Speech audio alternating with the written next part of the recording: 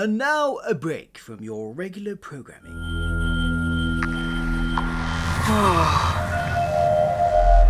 What is it?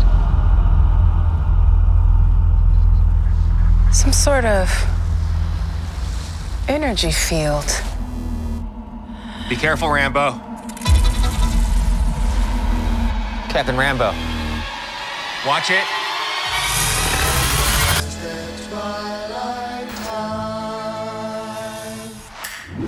Hi, I'm Phil. Welcome to my channel where I talk about all the geeky pop culture that I enjoy and consume, including the MCU, and specifically at the moment I'm doing weekly reviews of WandaVision here on the channel. So if you like that sort of stuff, also if you like Doctor Who, Star Trek, various other geeky properties that I cover here, do click that subscribe button for more like this. But today we are talking indeed about WandaVision episode 4. We interrupt this program. This was a very different episode to the format that had been established in the last 3 episodes. We did away with the sitcom element. In fact, we did away with looking at what was happening with Wanda and Vision for the most part. And we got to see outside of the bubble of the town for once. And what was going on and how it connects with the sort of real world of the MCU, which was more exciting than I thought it was going to be. I think it came at the right point in the series. We've had 3 episodes now where we've established that sitcom formula, and I hope we're not done with it. I hope we go back to it next week. But having this episode where we got to see the other perspective of events that we have seen happen already was very interesting. And doing it primarily, or at least initially, through the eyes of the character of Monica Rambeau, who had, as Geraldine, had already been a character within the bubble universe of the world that has been created for Wanda and Vision, was a good way of doing it. And they really start really strong with the ties to the MCU as a whole in this episode, because the very first shot is Monica Rambeau being reformed from after the snap. So the fight, Infinity War, Thanos snaps half the population out of existence. Clearly, Monica Rambeau was one of the, half the world's population. And we start with her reforming. And I don't think this is the first time we've seen anybody reform, or did we see it in Spider-Man a little bit? But certainly not in as much detail as they do here. The effects on it were so good. And first of all, it took me a few minutes to click what was going on, because she was kind of reforming, and I was wondering, is this a kind of something in her head after being shot out of the bubble of the town where we left her off last week? What's going on here?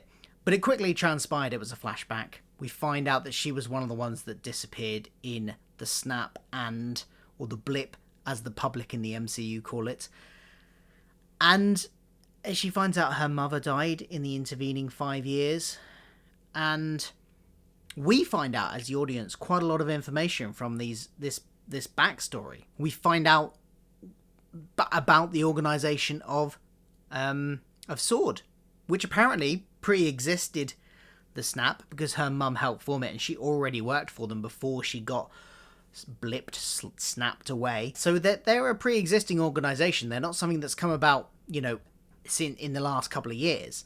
And apparently it was partly formed by Monica Rambeau's mother, who is, of course, the character that we saw, Carol Danvers' friend from Captain Marvel.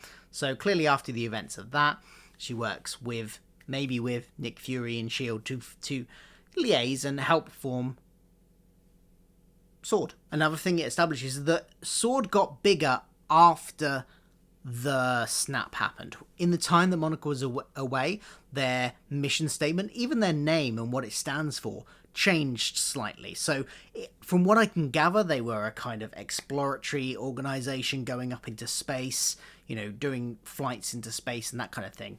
They've become more of a reactive organization since then, probably because, hey, whole planet was attacked by an alien with a giant glove that snapped half the world out of existence. That's gonna prompt you to change your focus to one of defense, I guess, and protecting against things that might be attacking the Earth. So they've kind of shifted, and we haven't actually had a chance to see much of post Endgame world MCU. We've only really had Spider-Man that's been set post Endgame.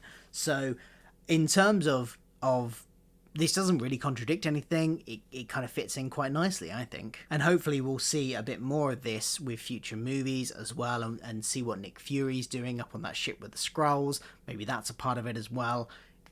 It'll be interesting to see where it goes. So we get that tie into the MCU as a whole, but we get other ones as well in the form of characters. Jimmy, what was his surname? Jimmy Chow? Something like that. Jimmy, anyway, the FBI agent from Ant-Man 2 is in this. You know, the initial on-the-scene federal presence at the scene of the town of Westview. He is there already. And then when S.W.O.R.D gets more involved after initially sending Monica, who gets sucked into the town somehow through the barrier, we get the introduction of S.W.O.R.D coming en masse to the town, and Darcy from the first 2 Thor movies turns up as well. So it's a nice, I like the way this is bringing in different elements from different parts of the MCU and converging them here for this. And then we get to see the events of the last 3 episodes play out again from the perspective of the observers from S.W.O.R.D watching them and trying to break into it. So we get the the helicopter that she finds, the toy helicopter that's in colour that Wanda finds in the hedge was actually one of their drones they sent in. We get the beekeeper from episode 2 who emerged from the sewers, was actually a guy in a hazmat suit that had been sent through the tunnels underneath the town to try and break in, to try and find out what was going on with Monica and where she had disappeared to. It started off as a missing persons case for her. And he, when he goes through that barrier transforms him from a guy in a hazmat suit to a guy in a beekeeper's suit. And I really like the little touches, like even the little bit of wire that snaps off of him, but the bit that went through the barrier turns into something from that era. Some kind of, looked like a skipping rope toy or some kind of toy element. And so when they wheel it back in, it's no longer just that end bit that passed through the barrier is no longer just a steel rod that would have been attached to him. That very end of it had transformed into something else. And of course we get to hear that the voice that came over the radio in episode 2 to Wanda was actually Jimmy, the FBI guy, with some equipment Darcy had set up to try and transmit into the bubble. So I really like the way they're playing on the things that they've set up in the first few episodes and showing us the other perspective of it. That works really well. And having a different type of episode at this point I think works really well as well. I've been really, for the most part, enjoying the sitcom elements. Slightly less last week. I didn't find it quite as funny last week as I had the first 2 weeks. But on the whole, I really like the surreal, quirky nature of the show. And I know that's not shared by everyone. Some people just want an MCU kind of feel to it. And I think those people might be a bit reassured by this episode. Now, like I said, I hope they go back to the kind of sitcom-y element for at least a few more episodes after this episode. But knowing that there is this solid connection to the MCU and world at large, and having seen that and having a whole episode of that, I think hopefully that will reassure the people that were a little bit on the edge about it and not sure about it. Like I said though, I do want them to go back to they've got a couple more decades to go through. I want to see more sitcom stuff, and I'm enjoying the sitcom stuff. So I missed it slightly this week, but I think this was a good place to slot in an episode of this and then have some more sitcom stuff for the next few weeks, and then maybe the final 1 or 2 episodes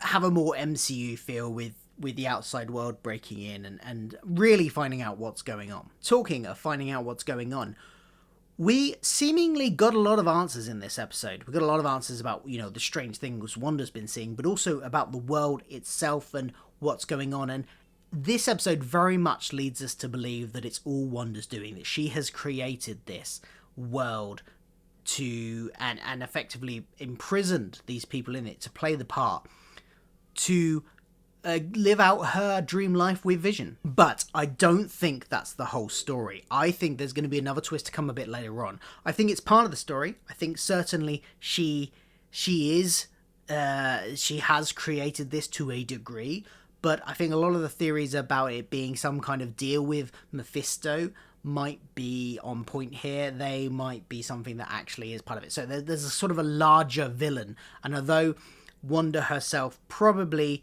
is not...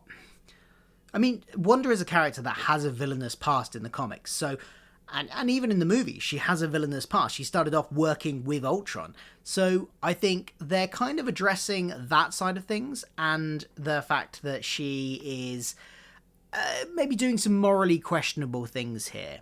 But there is also going to be a bigger villain to play, possibly in the form of Mephisto.